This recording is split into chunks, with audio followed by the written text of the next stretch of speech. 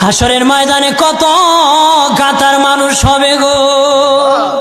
নবী বলেন আয়েশা, হাসরের ময়দানে মানুষ 120 কাতার মানুষ হবে। কয় কাতার?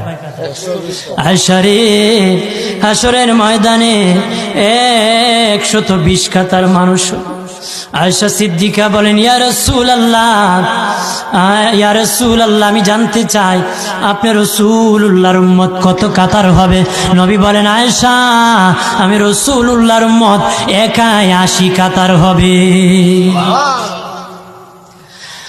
আয়েশা বললেন ইয়া রাসূলুল্লাহ, দিনের নবীজি 80 কাতার দিয়ে আপনার উম্মত হবে, আপনার উম্মতকে কেমনে আপনি চিনবেন? নবী বলেন আয়েশা রে, আমার উম্মতকে 3টা পরিচয় আমি চিনব। 1 নম্বর পরিচয়, আমার উম্মতের কপাল থেকে নূর চমকাবে, নূর চমকাবে।